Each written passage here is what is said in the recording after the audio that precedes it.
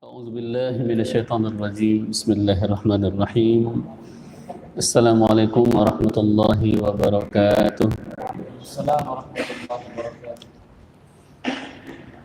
إن الحمد لله نحمده ونستعينه ونستغفره ونعوذ بالله من شرور أنفسنا ومن سيئاتنا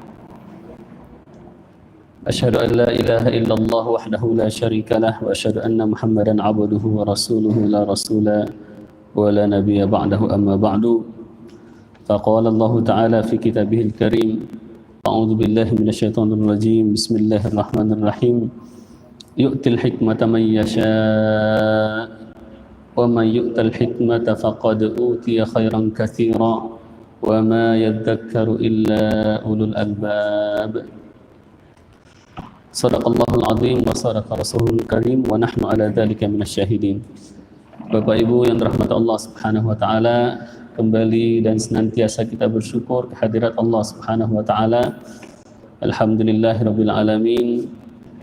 Allah masih memperkenankan berbagai macam nikmat dan karunia untuk kita, dan khusus yang berbahagia pada hari ini guru kita Al-Mukarram Ustadz Mustaqim Al-Ansari yang baru saja dikaruniakan tambahan nikmat oleh Allah Subhanahu wa taala dengan kelahiran cucu beliau. Jadi beliau masih muda tapi sudah banyak garis penggantinya, insyaallah. Mudah-mudahan semuanya menjadi anak-anak yang soleh dan solehah.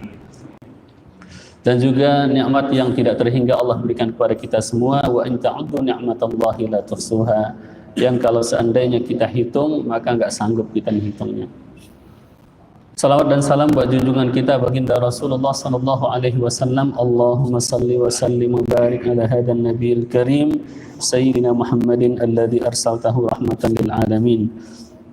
Bapak Ibu yang dirahmati Allah Subhanahu wa taala, kita lanjutkan kajian Al-Hikam yang telah diwariskan oleh Al-Imam Ibnu Athaillah As-Sakandari. Semoga Allah meridhoinya, mengampunkan dosanya, melapangkan kuburnya, dan mengumpulkan beliau bersama para syuhada, para anbiya, para siddiqin, dan para solehin.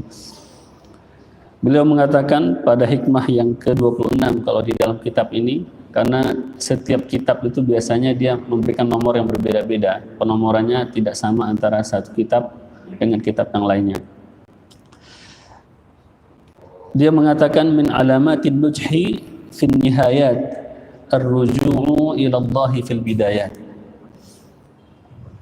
Di antara tanda, makanya apapun yang kita kerjakan, kita mau makan dengan nama Allah, kita mau apa saja, bahkan kita mau bekerja pun kita memulainya dengan nama Allah. Kita keluar dari rumah kita, kita langkahkan kaki kita yang kanan, kemudian kita membaca nama Allah, Bismillahi tawakkaltu 'ala Allah. Dengan nama Allah aku bertawakal kepada Allah. Jadi dimulai dengan yang baik. Bahkan kita masuk WC pun kita menyebut nama Allah. Sebelum kita masuk kita berdoa kepada Allah. Allahumma inni, kita sebut nama Allah. Ya Allah, aku berlindung kepadamu minal khubuthi wal khabaithi. Kita doakan diri kita agar kita ketika kita masuk kita dijaga oleh Allah Subhanahu wa taala. Bahkan ketika kita berhubungan yang sangat intim pun kita diajarkan untuk membaca nama Allah. Doanya masih ingat Pak ya? Kalau yang masih sering praktek mungkin masih ingat, tapi takutnya kadang-kadang karena ya masih ingat kata Kiai Sahal itu namanya doa nyoblos. Jadi kita diajarkan bahkan dalam hal yang sangat-sangat intim seperti itu kita diajarkan untuk menyebut nama Allah. Kenapa? Kalau seandainya kita mulai dengan nama Allah, kita bawa Allah di dalamnya, kata baginda Rasulullah, dalam hubungan mereka ketika itu, kalau seandainya mereka sebut nama Allah sebelumnya, maka kalau seandainya Allah takdirkan di antara mereka ada anak pada malam hari itu, maka tidak akan mampu setan untuk menguasainya. Maka akan dijaga oleh Allah SWT dari setan. Makanya kita lihat mungkin anak-anak sekarang banyak yang dikit-dikit kesurupan gitu kan, diganggu setan gitu. Jangan-jangan proses awalnya nggak bagus gitu. Jangan-jangan dari awalnya baik dari yang suami ataupun dari yang istri, mungkin proses awalnya nggak bagus, tapi kalau dimulai dengan nama Allah, dengan cara yang baik, insya Allah akan dijaga oleh Allah. Maka ini rahasianya kenapa kita, apapun yang kita kerjakan, kita ikuti tuntunan baginda Rasulullah, yaitu dengan memulainya dengan nama Allah Subhanahu wa taala, apa saja. Kemudian Bapak Ibu yang dirahmati Allah Subhanahu wa taala, banyak contoh di dalam kehidupan kita perkara yang dimulai dengan cara yang tidak baik. Mohon maaf, misalkan ada yang menikahnya karena MBA, married by accident. Nikah juga tapi karena sudah kecolongan duluan. Ujung-ujungnya belakangnya nggak enak. Karena nikahnya terpaksa. Bukan lagi atas nama Allah. Memang disebut nama Allah ketika menikah, akan tetapi dorongannya sudah karena keterpaksaan. Maka ujung-ujungnya nggak enak. Apalagi kalau seandainya yang misalkan pernikahannya istilahnya kawin lari, Pak ya. Memang ada kawin lari ya. Aku nikahkan sambil lari gitu ya. Ya artinya dia bawa kabur anak orang, kemudian dia nikah di sana karena nggak disetujui orang tua. Ujung-ujungnya berhubungan dengan keluarga susah karena sudah mengecewakan keluarga. Walinya tidak merestui, hubungan dengan wali rusak. Nanti ujung-ujungnya ke anak-anak juga demikian. Jadi ini efeknya, efek belakangnya. Kenapa? Karena dimulai dengan sesuatu yang tidak bagus. Maka kata Imam Ibnu Athaillah Sekandari, kalau kita ingin melihat apakah akhir daripada usaha kita, daripada amal kita adalah kebaikan, sukses, maka kita lihat bagaimana kita memulainya. Jadi beliau mengatakan min alamatin nudhi fil an-nihayat, bahwa di antara tanda suksesnya seseorang itu di akhir, ar-ruju'u ilallahi fil bidayat. Dia merujuk kepada Allah, dia kembali kepada Allah ketika dia memulai apapun yang dia lakukan itu. Bapak Ibu yang dirahmati Allah Subhanahu wa taala, di dalam urusan kerja juga demikian. Barangkali kita sering mendengar apa yang disampaikan oleh guru kita, baik oleh guru kita Ustadz Al-Mukarram, Ustadz Al-Mustaqim, ataupun pada hari Senin pekan ketiga kita dengarkan dari guru kita Dr. Ruslan, bagaimana kita meraih rezeki yang berkah. Di dalamnya kita amanah, di dalamnya kita jalankan syariat Allah Subhanahu wa taala. Maka termasuk juga di antaranya adalah bagaimana kita memulai. Mau masuk jadi PNS tapi nyogok dulu.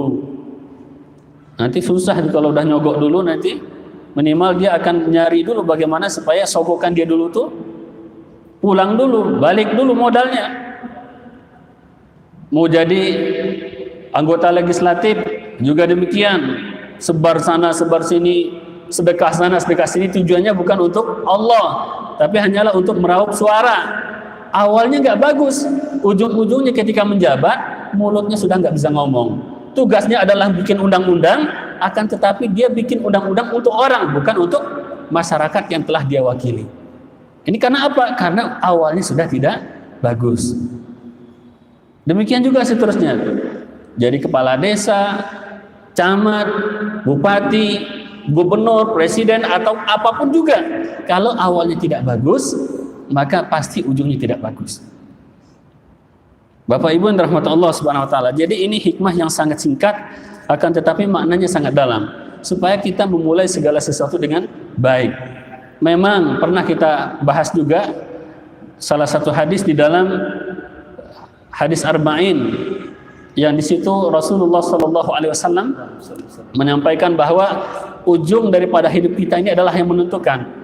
Kita diciptakan dari segumpal darah, kemudian seterusnya sampai kita mati. Sebelum kita mati, ada yang dari kecil melakukan amal soleh, sebelum mati dia melakukan amal yang buruk sehingga masuk neraka. Awalnya bagus tapi ujungnya tidak bagus. Atau sebaliknya, awalnya tidak bagus tapi sebelum dia meninggal dia taubat, beriman kepada Allah, mati dalam kondisi beriman, bagus khawatimnya. Memang demikian, akan tetapi kalau kondisi yang begini ini, berapa orang yang Allah berikan seperti itu? Siapa yang bisa menjamin? Sekarang kita ya foya-foya dulu lah, sekarang kita berleha-leha dulu, bermaksiat dulu. Siapa yang bisa menjamin bahwa kita tidak akan mati dalam kondisi tidak bermaksiat kepada Allah Subhanahu wa taala. Susah Bapak Ibu untuk mendapatkan husnul khatimah. Dan salah satu syarat dan caranya kata para ulama adalah dengan istiqomah. Kalau kita istiqomah, maka insya Allah ujungnya adalah husnul khatimah. Cara istiqomah itu adalah mulai dengan yang baik. Kemudian kita jaga, memang untuk menjaga itu akan lebih susah kita rasakan dibandingkan dengan kita memulai. Dan itu dirasakan oleh banyak orang. Contohnya para mu'alaf. Jadi banyak mu'alaf itu dari awal semangatnya sudah kuat, sudah bersyahadat. Awalnya bagus, dapat lingkungan yang bagus. Ketika dia dihadapkan dengan kehidupan yang real, ketika dia diizinkan untuk berjalan sendiri oleh Allah Subhanahu wa taala, sudah jauh dari orang-orang yang selama ini menyemangatinya, maka kemudian mulailah kehidupan dia mulai goyah. Akhirnya sebagian daripada mereka ada yang kembali lagi kepada keyakinan mereka yang sebelumnya yang sebenarnya tidak mereka yakini. Nah, karena memang untuk menjaga itu berat. Dan untuk menjaga yang berat itu adalah kuncinya adalah istiqomah. Disitulah Allah SWT mengatakan wasta'inu bis-sabri was-salah. Minta tolonglah kalian dengan sabar dan salat, kata Allah Subhanahu wa taala. Bapak Ibu rahmat Allah SWT. Kemudian kata beliau juga, kata Imam Ibnu Athaillah Sakandari, man asyraqat bidayatuhu asyraqat nihayatuhu. Barang siapa yang bercahaya, bersinar awal daripada perbuatannya, maka akhir daripada perbuatannya itu juga akan bersinar. Jadi akhir daripada apapun yang kita kerjakan ataupun akhir daripada ajal kita itu ditentukan bagaimana cara kita memulai segala sesuatu dalam urusan kita. Mudah-mudahan Allah Subhanahu wa taala memberikan kepada kita petunjuknya, diberikan kepada kita keistiqomahan, bekal sabar yang cukup untuk kita untuk melewati berbagai macam ujian yang akan Allah berikan kepada kita di dalam kehidupan kita di dunia ini. Allahumma amin ya rabbal alamin. Subhanakallahumma bihamdika asyhadu an la ilaha illa anta nastaghfiruka wa natubu ilaik. Wassalamualaikum warahmatullahi wabarakatuh.